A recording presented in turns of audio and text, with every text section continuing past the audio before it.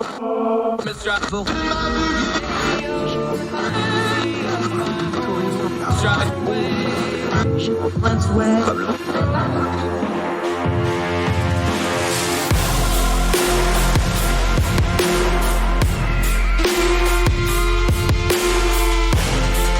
your host, Andrew Donaldson. This is Heard Tell.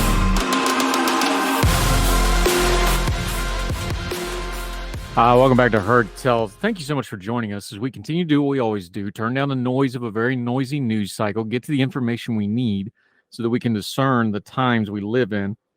This situation in Congress, we've been covering it, the fiscal discussions, the budget discussions, the spending discussions, the government shutdown that is looming. This is why we have people like our friend Eric Garcia. He actually is in Congress reporting on this. He talks to them. That's why we have him in to talk about it. It's a complicated issue. I want to go over some basics of government funding and government spending so that we have a baseline for discerning what's happening, because almost every Congress critter, almost every commentator, almost every news media outlet, almost just pretty much everybody isn't talking about what's actually going on here. There's a lot of noise. There's a lot of activity. There's a lot of partisanship. There's a lot of posing and preening. Nobody in Congress cares about fiscal responsibility.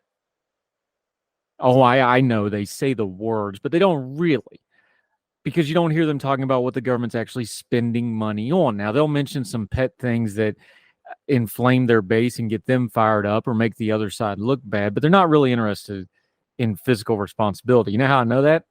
Because we have decades and decades and decades of evidence that they don't care about being fiscally responsible, except when they're pitching their own reelection campaigns and want to say, look how fiscally responsible I tried to be in my failure theater. And then they go home and go, look how much money I got our area or our state or our district or whatever the case may be.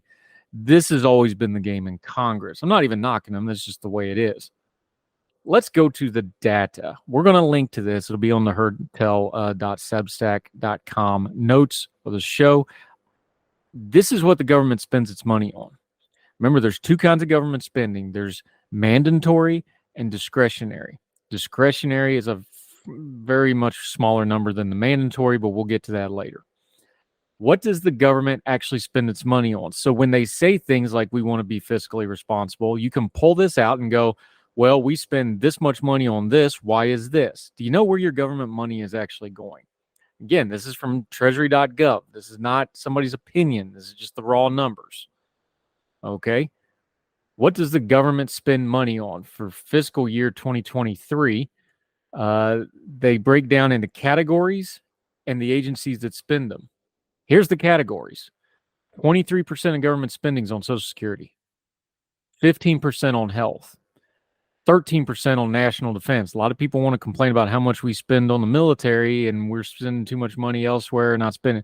13% national defense behind Social Security and health. 13% on Medicare, which you could kind of lump into health and Social Security as entitlements. We'll talk about that later. Income security, 13%. Net interest on the debt, 11%. That number, by the way, within the next few years is going to exponentially grow until it is bigger than defense and bigger than these other things we're talking about. Another key that they're not really serious about fiscal discipline. Veteran benefits and services, the second or third largest department of government, depending on how you count the post office, 5%. Transportation, 2%. Community and regional development, 2%, mostly grants and things like that. Administration of justice, the legal system, 1%. And then roughly 2% for everything else. If you break it down by agency, Department of Health and Human Services, 28%. Social Security Administration, 23%. That's over half of all government spending, just those two things. Department of the Treasury, the managing of the money, that's 19%. Department of Defense military programs, 13%. Again, that's in fourth place. A lot of people talk about like that's where we spend all our money. Not so. Department of Veteran Affairs, 5%. Department of Agriculture, 4%. Personnel Management, Department of Transportation, Department of Labor, those are all at 2%. Independent agencies comprise of 1% and 2% are miscellaneous others. That's how the government actually spends its money. Are you noticing a theme? How's the government doing? if you set down like a kitchen table budget, which by the way is a stupid example, you can't kitchen table budget the US government. Total spending for fiscal years 2015 through 2022, inflation adjusted 2022 dollars last year, because we're in 23 still until October. Total spending for the government was 6.27 trillion versus 25 trillion in gross domestic product. Well, that's good, right? That's healthy budgeting. In fact, spending's actually gone down a little bit the last few years. There was a huge jump 2019 through 2020 and early 2021 because of COVID, obviously, and we just spent like drunken sailors. GDP has ticked up since 2020, but it took a slight dip and then it's ticked back up. So that sounds really good, right? Not really, because this is where that debt comes in. Over $30 trillion of it now. And now you see the problem. These are just baseline numbers. Where the government's spending its money, how it's spending it, the percentages, how much we're spending, gross domestic product, and the debt of over 30 trillion. These are the core numbers you need to know before you start wading into the continuing resolutions and the budgets and the spending and all that sort of kind of argument. Do you know how your government spends its money? Ask them. The vast majority of our government spending is on healthcare related things and Social Security and entitlements. A vast amount of our debt goes towards that sort of thing. And the interest on that debt is starting to surpass what we spend on defense and parts of that healthcare and social safety system. Those are the questions we need to be asking. We are in the situation in Congress we are in with the failure theater, with the chaos, with the hot mess. And yes, the Republicans have the House, so they're going to get the blame for this one, but the Democrats haven't been much better on this, let's be honest. The chaos is because we tolerate it, because we don't take fiscal responsibility. It's not the government, it's not Congress that doesn't take it seriously. We don't take it seriously because they take seriously what we take seriously. We've told them, conditioned them, and trained them for decades now that it doesn't really matter as long as they give lip service to it and don't have a government shutdown that really affects too many people too much, then we'll be okay with it until the next cycle, as long as they tickle our ears, pat our head, and throw some money our way when a crisis like COVID comes. Who doesn't take fiscal responsibility seriously? None of us do. Prove us wrong. You can't. The evidence demands a verdict. We are an unserious people in an unserious country when it comes to fiscal responsibility. More Hertel right after this.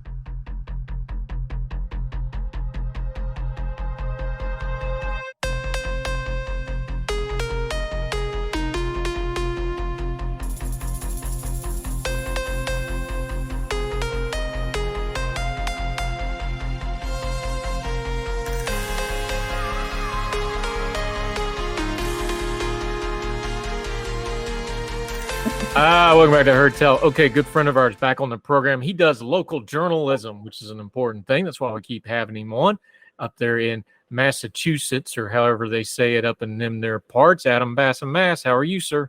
Good to be here again, Andrew. And hello, everybody. It's great to be back.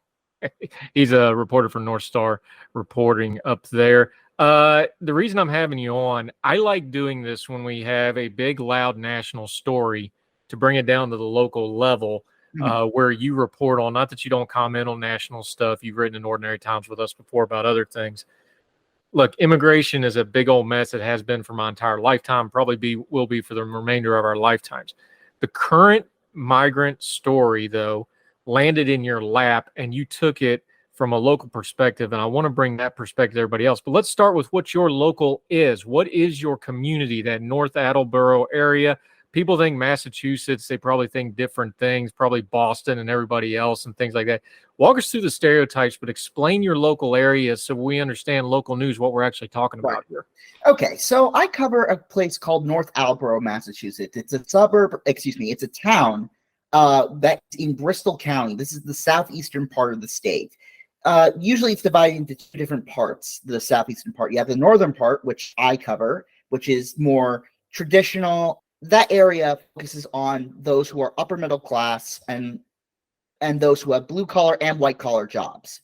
We also have the southern part of the area, which is New Bedford. That's also where I cover. These are for the inner city folks, those who are from Portugal, from the Azores, and those who are fishermen. That's another area I cover. But for North Attleboro alone, That's an area filled with people who it's your typical suburb of Massachusetts. Very white, very much upper middle class.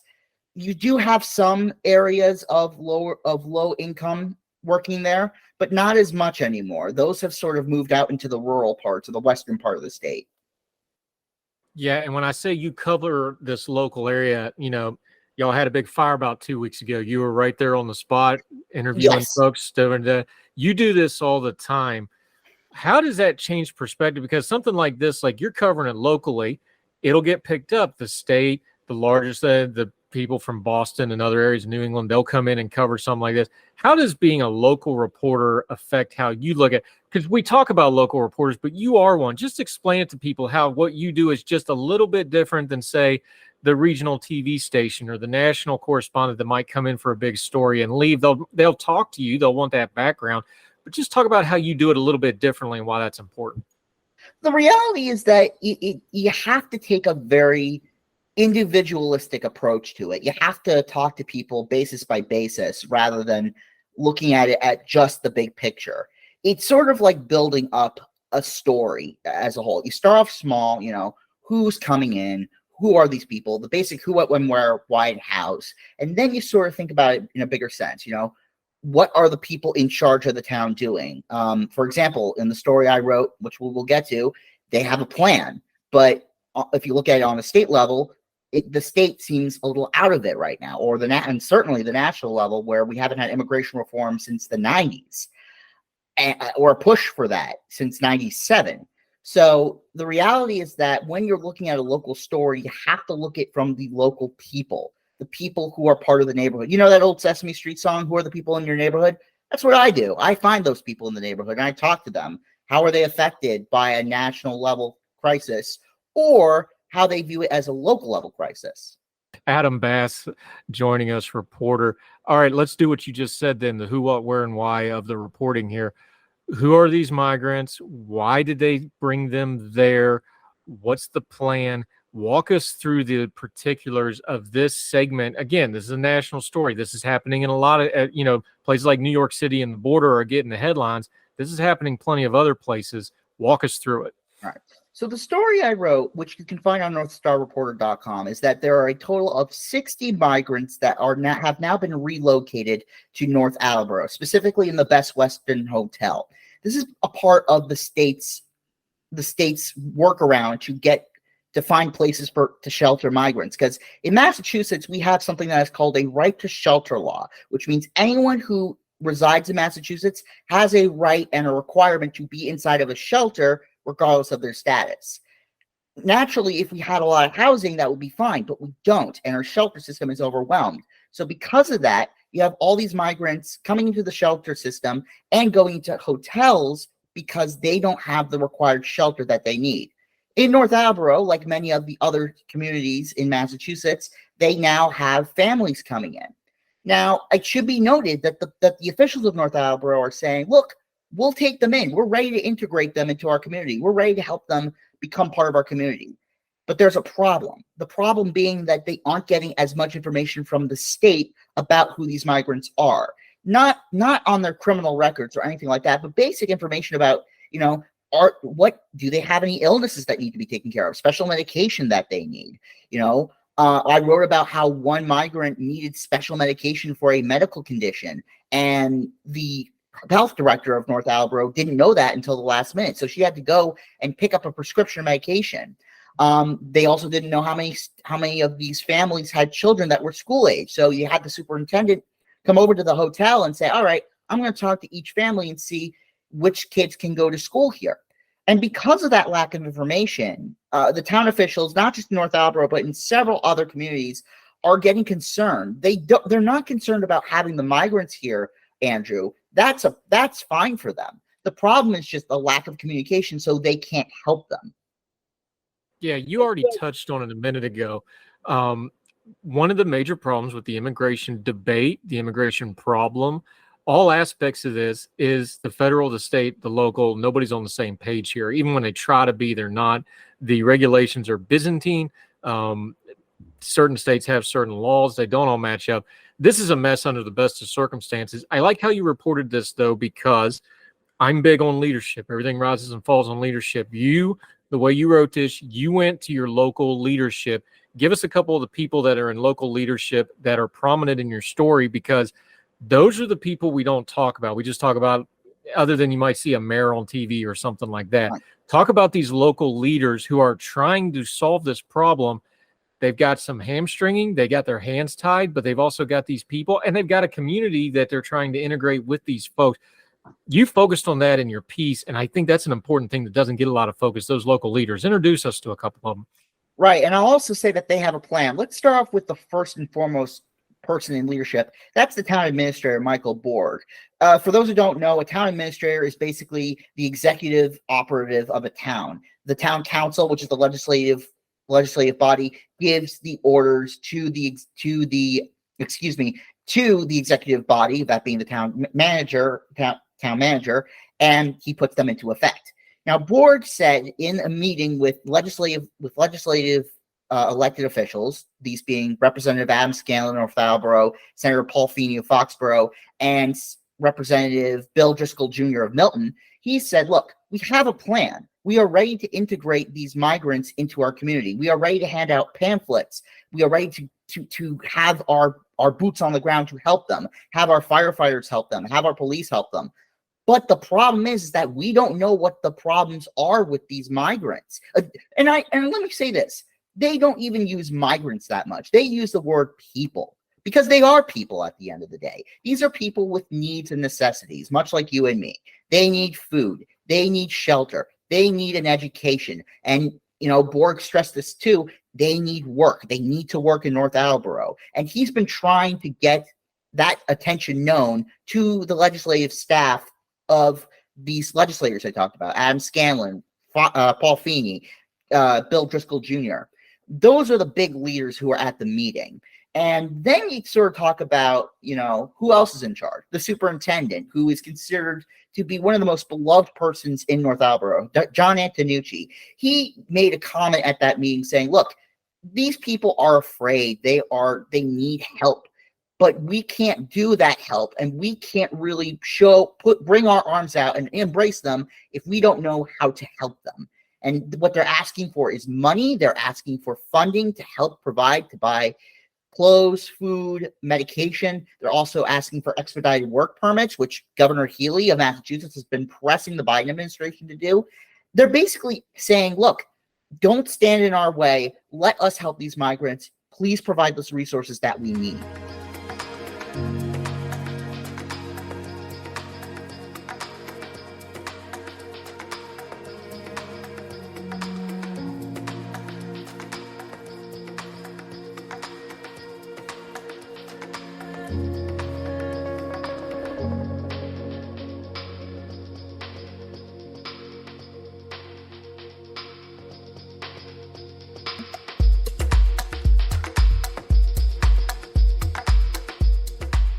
Yeah, Adam Bass joining us, reporter for the North Star Reporter. Is there a disconnect between the legislative level and the governor level and the local level here? Because, look, this is the land of the Democrats. There's not a lot of party difference here. There's not a lot of ideological difference, but there does seem to be some communication difference, or maybe who's supposed to be doing what difference between those three groups of people. And it seems like the locals are getting frustrated because the other two levels don't even seem to be working together very well and or communicating with them. Is that a fair way to lay it out? It's a little more complex than that. See, there's like 5 tiers in Massachusetts. You have Governor Healy on top. Then you have legislative leadership, who are really in control of everything. It's very centralized power here in Massachusetts. Imagine if, all the shots are called by House Speaker Ron Mariano and Senate President Karen Spilka, who from time to time have a decent working relationship for all we know, but there have been times where they don't see eye to eye, and they haven't been talking to each other that much. They're having a meeting actually right now in the State House as we speak with Governor Healy, so there could be some leeway on that. But then you also have the next tier, which is the rank and file. These are the representatives who are, calling out the Healy administration, saying, look, we're concerned about the lack of communication from you guys about who these people are and why, and how can we take care of them. And what you don't see is leadership calling Healy's administration out. If they did, there would be much more of an impact there, Andrew. And then, of course, you get to the local level, and these are the people who are on the front lines taking care of these migrants and saying, look, we're ready to take care of them. We are ready to bring them in, but we need the legislature and the executive branch to move quickly on this and give us some information and help. So it's really a 4-tier system: governor, leadership, rank and file, and local. And right now, the rank and file and the local are really talking it up right now. Rank and file is a little more antsy in terms of their complaints compared to the local leadership, whereas leadership, the legislative leadership, Spilka and Mariano, haven't been really saying anything, which is sort of odd because they're the ones who have some of the most power in this state. We are a state where the legislature is the most powerful branch. So, obviously, it's probably great for Maura Healey because obviously the last thing you need is a fight with the legislature, with the legislative leadership. But it's also not great because people are getting concerned here. There was a recent Mass Inc. poll that just dropped where people are getting more and more concerned about the number of migrants coming in and the fact that there's really no clearness on what's going to happen. Yeah, and let's talk about the numbers of this for a minute, because we're talking 20 families, roughly 60 people that you're dealing with just in your community. Obviously, we're talking millions of people when you extrapolate it all the way out.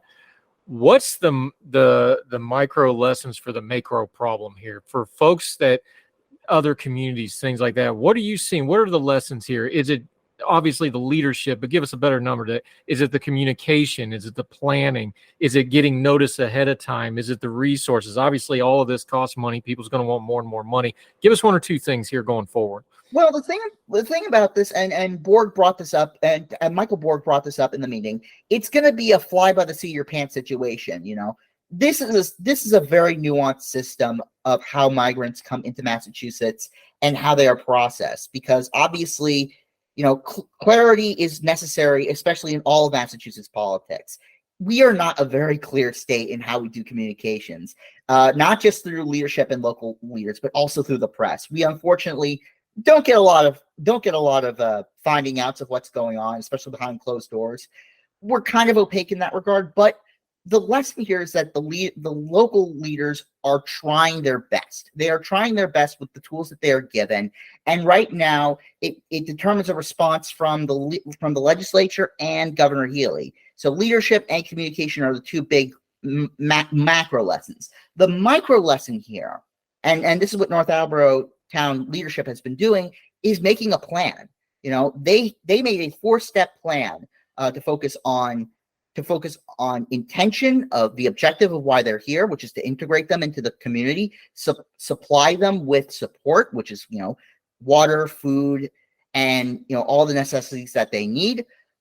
Then orientation, which is talking to them and saying, all right, welcome to North Attleboro, here's what we'd like you to do. And of course, the final step, which is the integration, which is bringing them into the community. It's not about anything complex. It's about making sure that these people have a chance here. Yeah. Adam Bassam-Mash joining us. Turn the lens on your own profession a little bit. I think immigration's like a lot of other things. The modern news media hasn't quite caught up with how fast social media moves on stories like this. What do you think the journalism level, the reporting level, needs to be doing a little bit differently? Because it's not enough to just report on this stuff. You're also communicating it. What do you think we need to learn about this? Because part of the problem, you just mentioned it, the communication of it, the coverage of it, there's a lot of unclarity. Nobody really knows what's going on between the levels. What would you say to journalists that are going to try to cover this, or even, citizen journalists, folk reporters, people like that just want to cover it as writers and bloggers and social media? Give them a couple of points of how to do this a little bit better and a little bit more effectively, because you can't complain about the public not having good information if there's no units to give them good information, right? Well, the first thing I would say, and this is something I try to do with all of my articles, keep it simple. You got to keep it simple for every single article because you're explaining not to experts. That's one of the big problems I've seen in the journalism field right now. We're trying to focus on impressing our peers when we should be impressing our readership. Our readership just wants to know what's going on in our community and how they can maybe help or maybe learn about it. I try to do as much education in my piece as much as I can. I talk about the right to shelter law, what Healey has done, which is sending 250 National Guards members. There's also the fact that, explain what the town is doing. Keep it small. Keep it part of the story. I could talk about, how President Biden is handling the border, but I don't know if people care about that. They could just turn on the TV and listen to that. I'm giving them something else that they can learn about. How these migrants are being perceived here and what their town leadership is doing. Because clearly the town leadership cares. They want to make sure that everything is okay. And that sort of cuts through the nonsense of punditry and just sort of just using immigrants as a talking point for one side or the other. Because honestly, immigration, and I will be 100% honest with this, it's a tough subject to cover. It is. I know one of my favorite friends and favorite reporters, Steph Solis, she does a great job of covering immigration when they can, excuse me. And when that happens, they admit that they always have a hard time, and it's not an easy thing to do, because this is not just, some inanimate object you're talking about. These are lives, human people that you are talking about. It's not offshore wind where it's wind blades. It's not trains where it's just a bunch of machines moving on a track. These are living, breathing people that need the respect and honor that they deserve when you are covering a story. So keep it simple, talk to them, humanize everything, and don't try to make it big. You're just trying to tell a story. Yeah, and don't forget your audience is living, breathing people too. Too many writers do. I've been guilty of it once or twice. You forget they got emotions too. You might want to keep that in mind when you're writing your copy. Adam Bass, our reporter friend, he does a good job. We're going to link to this whole piece, North Star Reporter. Make sure you're following him. But for them to do that, they got to know how to do that. So tell them where they can follow you and keep up with you until we get you back on Heard Tell again, my friend. Well, you can always follow me at Adam Bass of Mass on Twitter. I refuse to call it X because it's such bad branding. But also you can find me on Blue Sky on the same name and Threads on the same name. There might be a day where I'm not on Twitter anymore because of Elon Musk charging everyone to use it. I can't do my job properly if I am charged. I work on a journalist's salary as is. Yeah, but you do good work. So appreciate you starving for our benefits so we can at least talk about what you're doing while you're struggling. Hey, it's almost Yom Kippur. I'll be starving anyways. Yeah, there you go. That's the right attitude. Adam Bass, our good reporting friend up in Massachusetts. Appreciate your insight on this. We'll talk again soon, my friend. All right. Take care. Thank you, sir.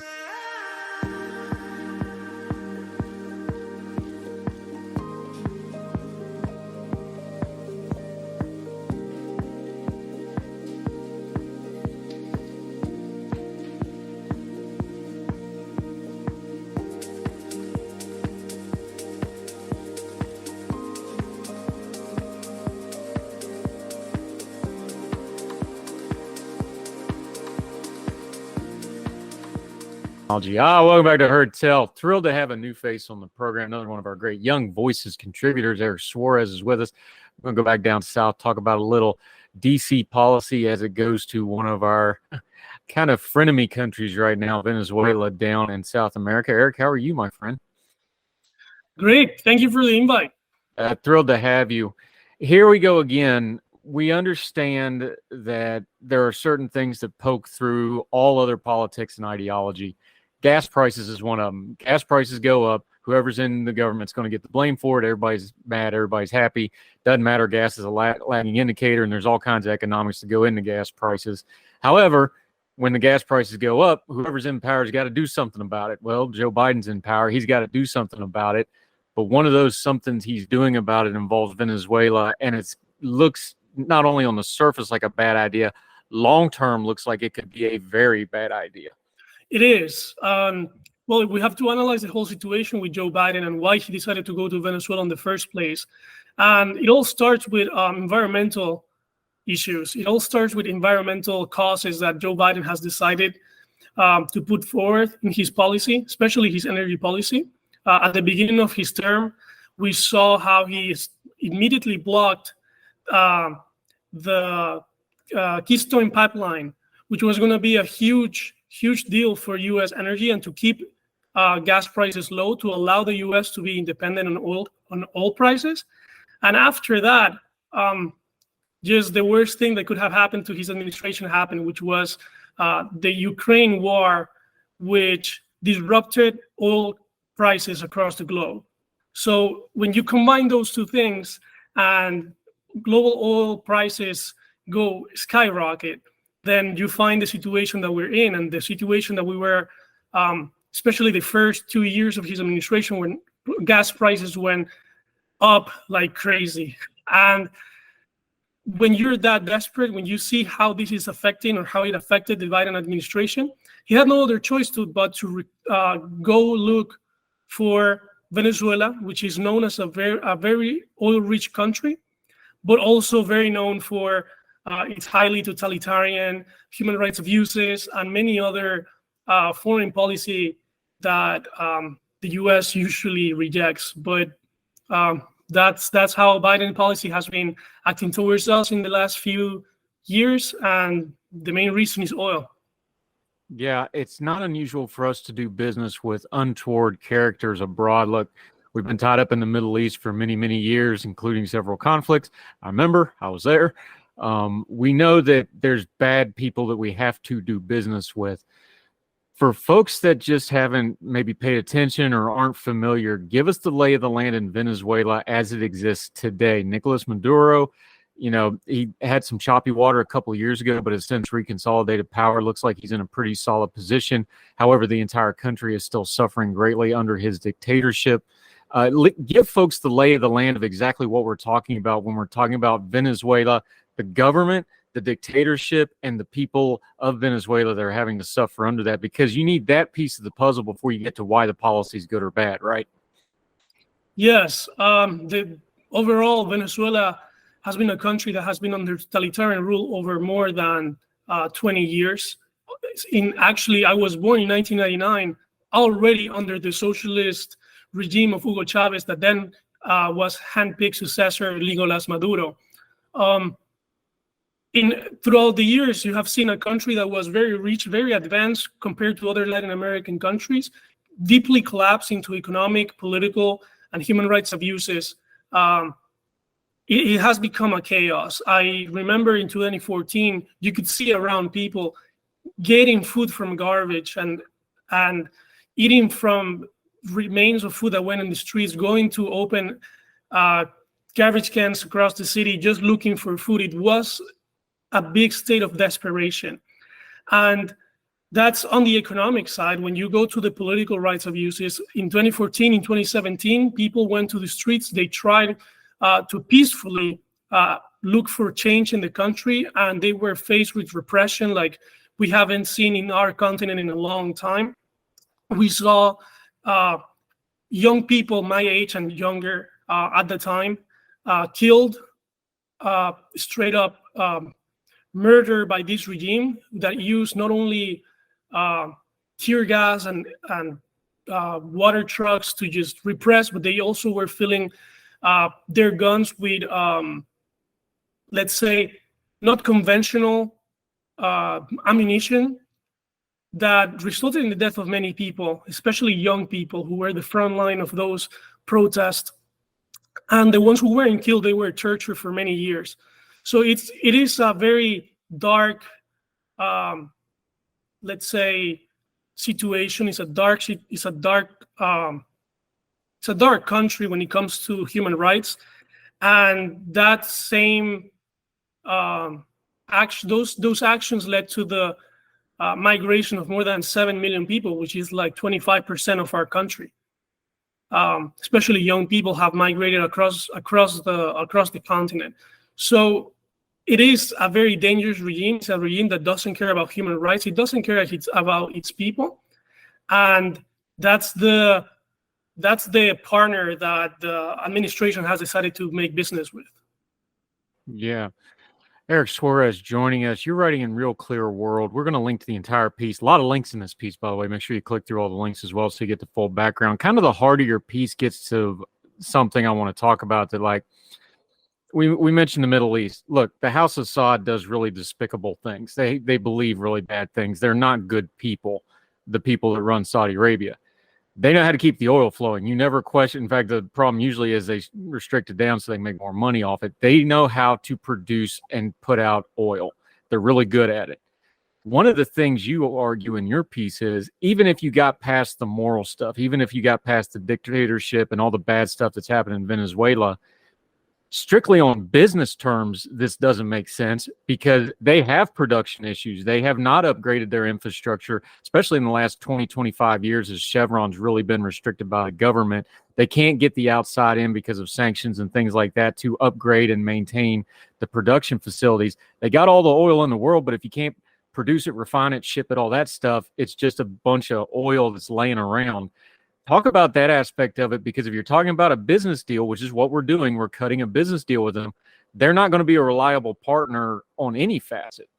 Correct. They're not a reliable partner, and there's two main reasons for that. Especially, the first one is that the sanctions imposed on the Venezuelan government and the Venezuelan production sector are based on their commitment to reduce human rights abuses, to reduce, to allow for more democratic reforms, and to allow for more freedom of speech on the streets. That was the logic in which the sanctions were imposed, to create that sense of change and enforce it by economic pressure. What Biden is doing, what President Biden is doing right now, is trusting that the Venezuelan government will continue some reforms or some attempts of making reforms in the country. The logic is that because the Venezuelan government went into negotiating table with the opposition and is allowing, in between marks, free primary elections in the country, the sanctions are reducing, and now some flow of oil is coming into the market and being able to negotiate. But the reality is that long term, we know that the Venezuelan government will not adhere to those advances. The Venezuelan government already in the primary has been persecuting candidates. It has been pressuring its followers to promote death threats and to attack certain candidates on the race. We're seeing that freedom of speech hasn't improved. We have seen that human rights violations and tortures are still happening. So this policy, even on a let's say trust basis between the U.S. and a commitment of change, has no future at all. So that's one of the main issues with this policy. And the second one, as you mentioned, is the production part. Venezuela is a country that its socialist policies has destroyed completely the production area, the oil production. We used to produce more than, I believe, 3 million barrels of oil per day, and now we don't produce even half of that. We don't produce even a quarter of that, even, I could say.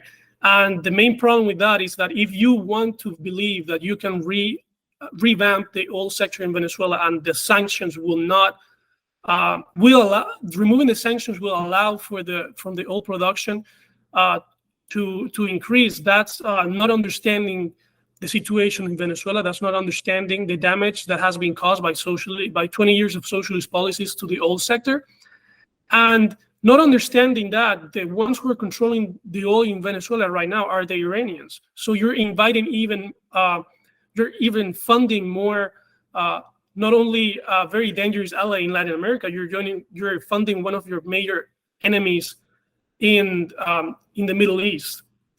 Venezuela is so desperate to revamp its oil production that it has hired Iranian companies and has sold some of their plants to the Iranian government, which is something very dangerous for a region, but it's also very dangerous for the U.S. to depend on if we want to keep oil prices down.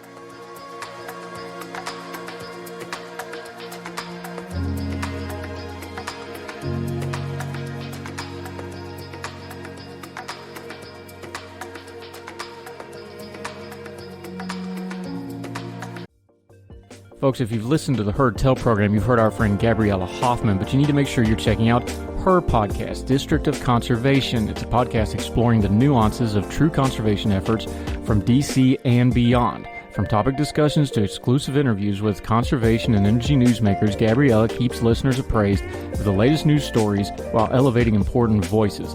Listen to the District of Conservation on Apple Podcasts or wherever podcasts are played. Folks, you've heard of Ethan Brown on the Heard Tell show a couple of different times, but if you're interested in learning about how to discuss things like climate change without all the politics and doom and gloom, head over to his podcast, The Sweaty Penguin. Sweaty Penguin is a late-night comedy-style climate podcast working to add nuance, critical thinking, humor, and hope to the climate conversation. They got over 100 episodes already, breaking down weekly news stories and specific topics, from the vanilla to the ADHD to the international accountability to orangutans. Yes, I know, that's a comedy thing, so just go with it. But each time, exploring different ways we can make progress on these issues while still helping the economy, health, security, and everything else we care about. Feel overwhelmed, exhausted, or excluded by today's climate change discourse? This is the podcast for you. Find The Sweaty Penguin wherever you get your podcasts or at www.thesweatypenguin.com.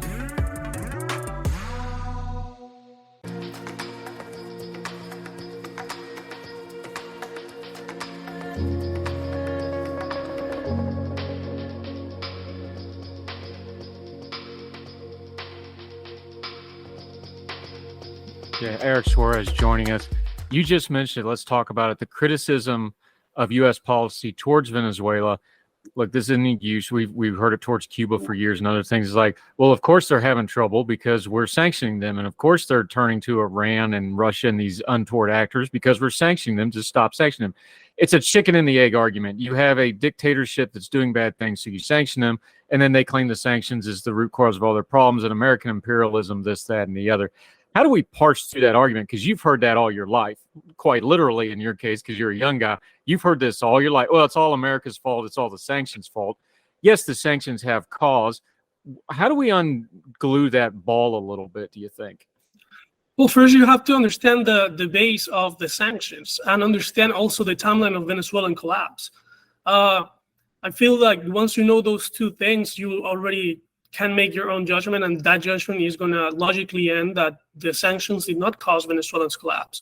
So let's say the major economic decline in Venezuela started in 2013, 2014. By that time, sanctions imposed by the U.S. weren't imposed on the economic sector, weren't imposed in the production sectors of the country. They were imposed on certain individuals. For example, dictator Nicolás Maduro wasn't able to travel or have actives or have any kind of investment in the U.S., clearly because he was a sanctioned person.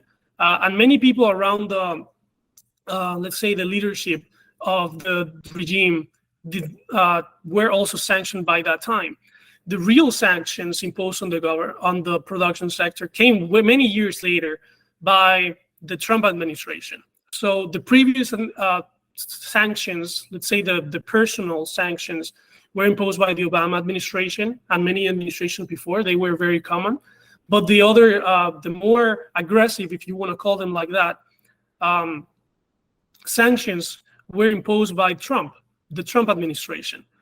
By that time that the Trump administration had already imposed those sanctions, Venezuela was already experiencing a high decline in its economy.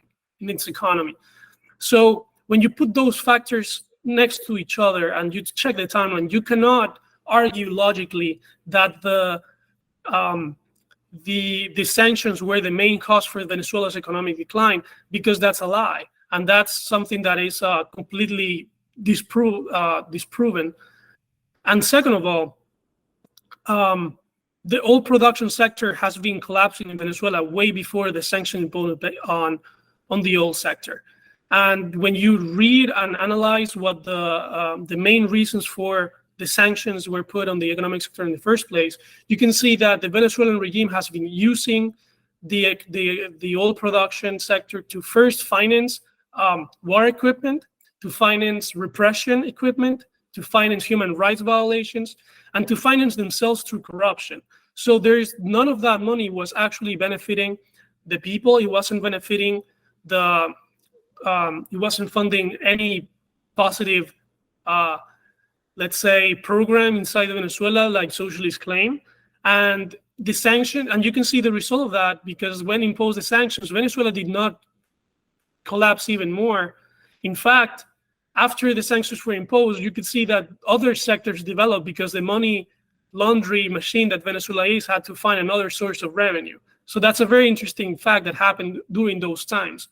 So when you know these two things and you know this timeline, you have to logically argue or come to the conclusion that in the end, the sanctions did not affect Venezuelan people. It did not affect the Venezuelan people. It affected the Venezuelan regime officials. It affected the regime, and it stopped.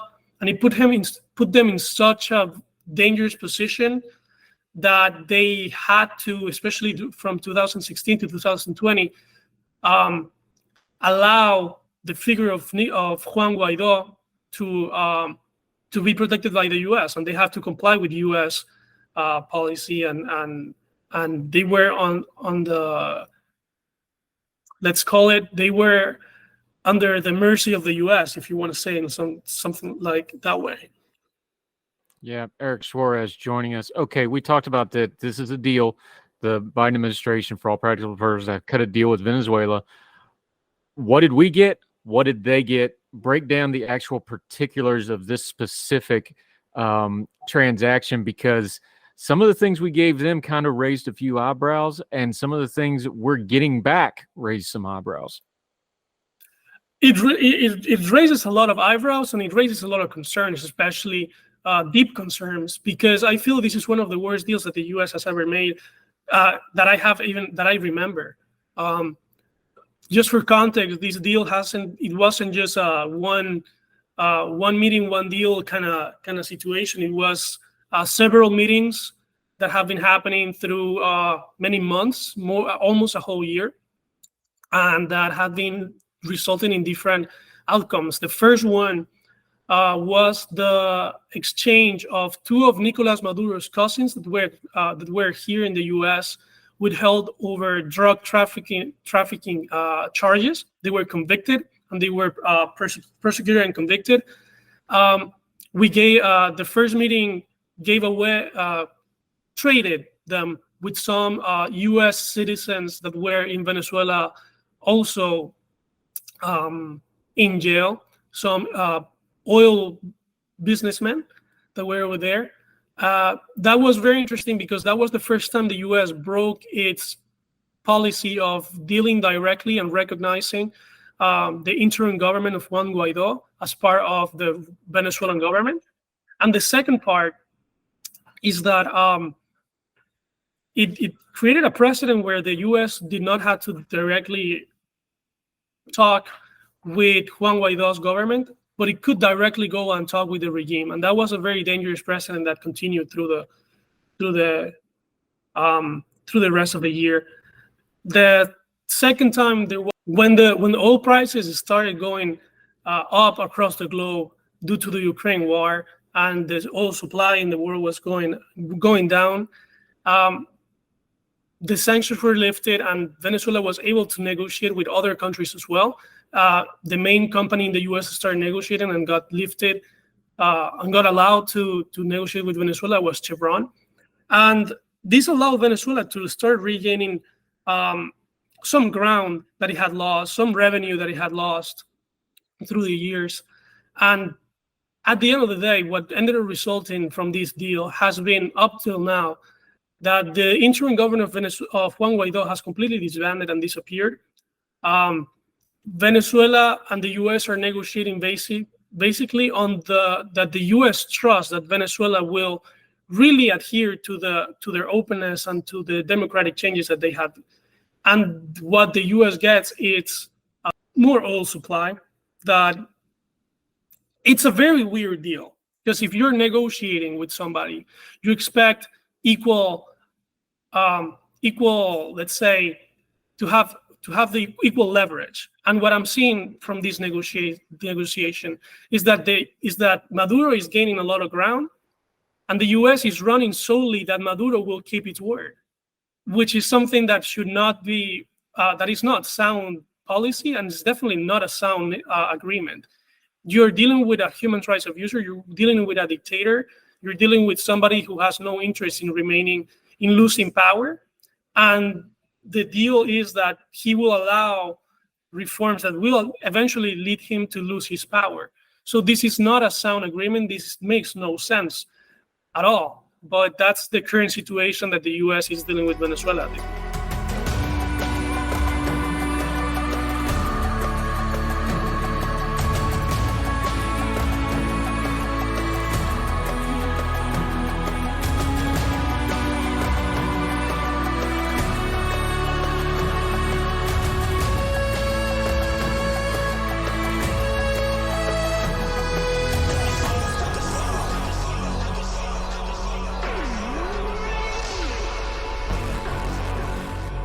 Eric Suarez joining us. There's not a lot the U.S. can do other than outside pressure. And Maduro, again, he came a little close maybe a few years ago. He's kind of consolidated the power back down now. It doesn't look like he's going anywhere. What do you actually do with U.S. policy with something like this? Again, it's not unusual to have to deal with dictators. We deal with them in China. We deal with them in the Middle East. We deal with them also in Venezuela in this case. What do we actually do about it other than just watch it from afar? Obviously, there's some things we're doing. We just saw in the news where, we're going to let more Venezuelan immigrants into the country under special protection, that sort of stuff. But that's really small beer when you consider the enormity of the issues in Venezuela, because Venezuela has spilled out into the surrounding countries in South America. Part of the immigration problem and the migration problem that gets to the southern border, a lot of those are Venezuelans right now. This is a problem for the hemisphere and really the wider world. What should they be doing? Because economic pressure alone isn't going to change a dictatorship that this is ingrained, is it? No, I believe that pressure from one country alone will not change, even from the mighty U.S., if you want to say it like that, it will not change most, especially because Venezuela still has very important allies like China. It has the aid of Iran. It has the aid of Russia. There's a big network of countries that align better with Venezuela than with the U.S., and that Venezuela has always been very helpful for them in the matter of resources. So it's an important piece for their advancements. And even with pressure from the U.S., economic pressure from the U.S., it will not really help to bring down the Maduro regime. Nevertheless, that doesn't mean that the U.S. pressure is not important. And that's one of my main criticisms with the Biden administration, is that they're making it easier for the regime by reducing sanctions, by negotiating with them, by treating them like a regime that does not commit human rights abuses and does not deal with has not tortured in the past U.S. citizens. And that's a very dangerous precedent. That's something that the U.S. should not be allowing itself. It should be more strong in its stance, and the deals, be way more careful with the deals that we made with Venezuela. And the second thing that what we should do to deal with dictators like that is, first, it cannot be done by one country. The U.S. needs to start finding cooperation with different countries in Latin America. The U.S. needs to focus more to find its allies in Latin America to coordinate actions against Venezuela and other allies of Venezuela around the region. Because it's not only Venezuela either. We have Cuba, we have Nicaragua, we have other countries in the region that have been aiding the Venezuelan cause in their dictatorship for years. We now see Mexico with López Obrador, who is a very big supporter of both Cuba and Venezuela and Nicaragua.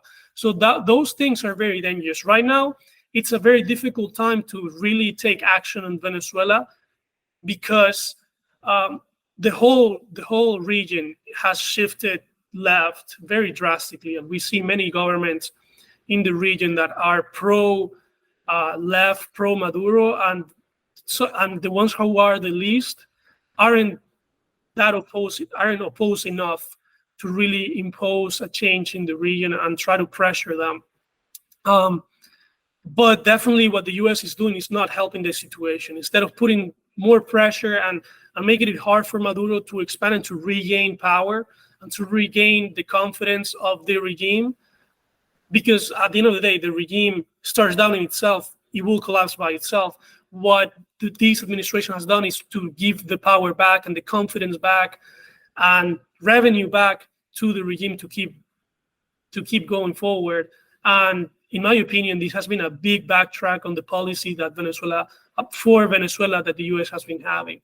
So while economic sanctions are not enough, and there is really a need to act as a region in cooperation, reducing sanctions, because it's not the right time right now to make those policies as a whole, is not an excuse. And definitely making the deals that the U.S. is making right now with Venezuela is not even an action to keep the governments in line, to keep the regime in line. It's just feeding more and more into the government and into the regime.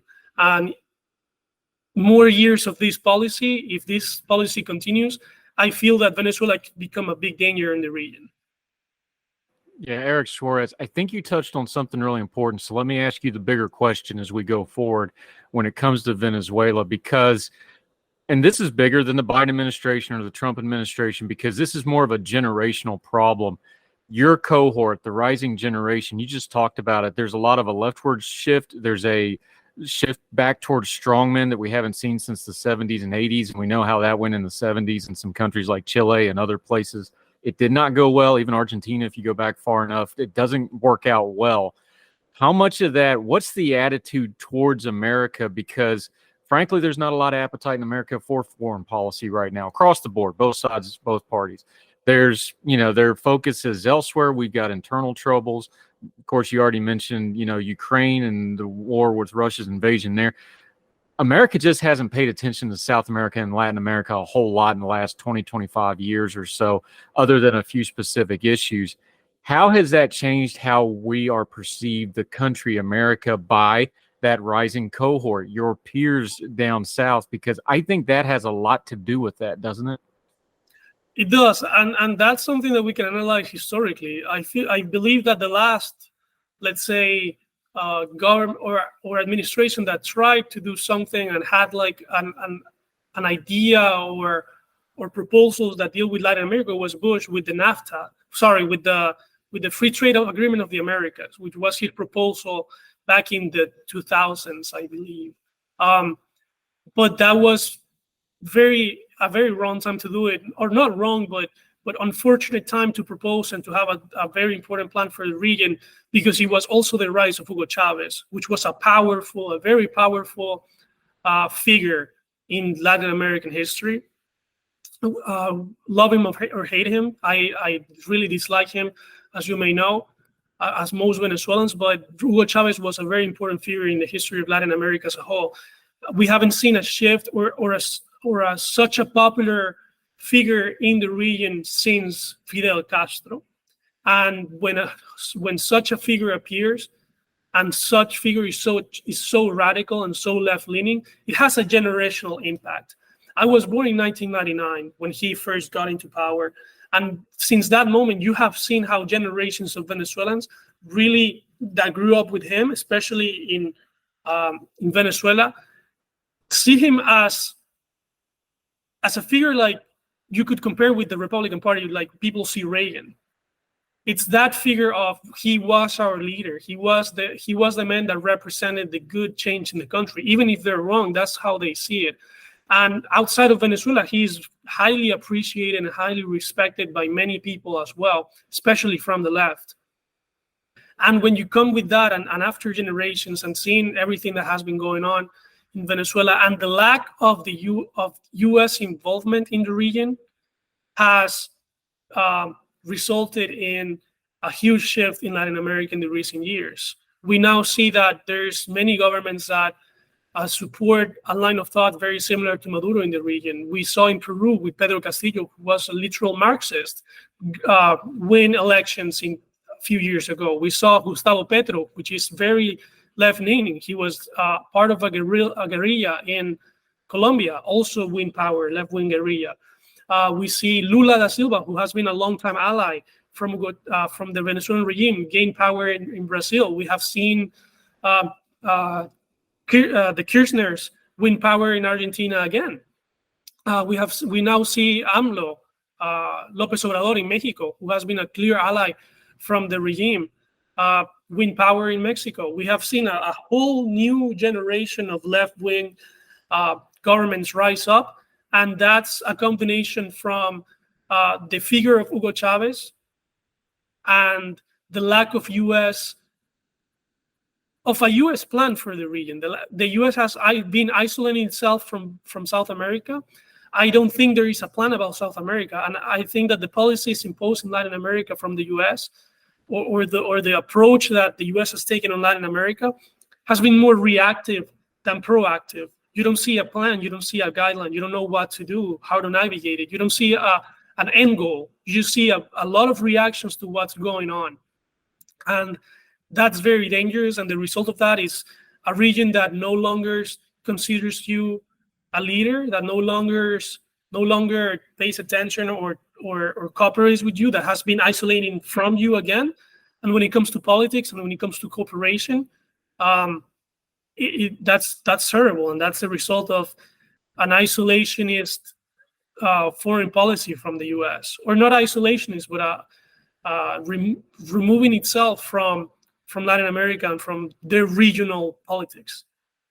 Yeah, the thing with foreign policy is it has to be consistent and it has to be coherent. And America is not good at either one of those for quite a while now. Eric Suarez, this has been a fantastic conversation. We'll definitely be having you back. We're going to link to his whole piece in Real Clear World on the Venezuelan oil deal. Make sure you read that. Let folks know where they can keep up with you and how they can follow you until we get you back on the show again, my friend. Yeah, my handle in both Twitter and Instagram is @EricSuarezN. So that's it. Simple. We got to work on your branding because you got good stuff. We got to get you some stuff. Maybe get you some merchandise, something. Eric Suarez, Thank you. One of our great Young Voices contributor. Outstanding job. Great insight. We'll talk again soon, my friend. Thank you. Thank you, sir.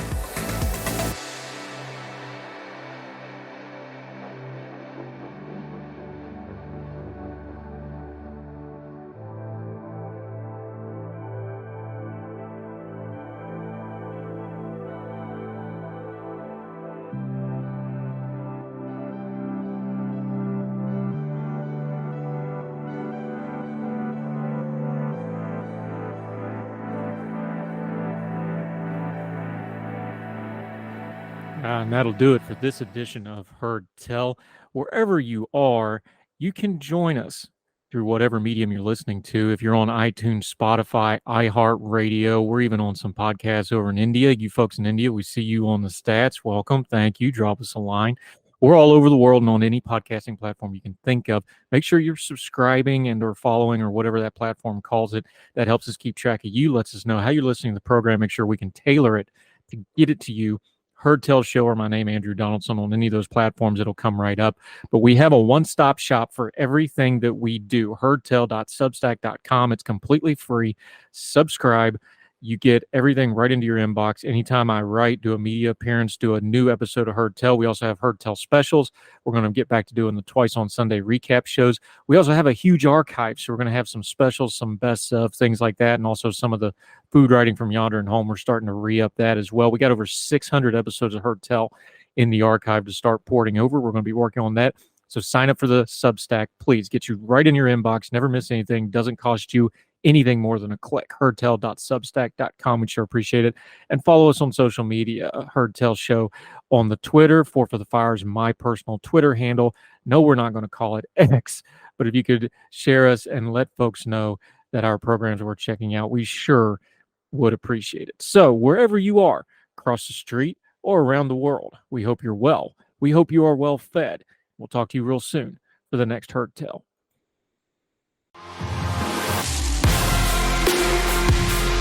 All the music on Heard Tell is provided under a Creative Content license from monstercat.com. Somos la máquina. Folks, if you've listened to the Heard Tell program, you've heard our friend Gabriella Hoffman, but you need to make sure you're checking out her podcast, District of Conservation. It's a podcast exploring the nuances of true conservation efforts from DC and beyond. From topic discussions to exclusive interviews with conservation and energy newsmakers, Gabriella keeps listeners appraised of the latest news stories while elevating important voices. Listen to District of Conservation on Apple Podcasts or wherever podcasts are played. Folks, you've heard of Ethan Brown on the Heard Tell Show a couple of different times, but if you're interested in learning about how to discuss things like climate change without all the politics and doom and gloom, head over to his podcast, The Sweaty Penguin.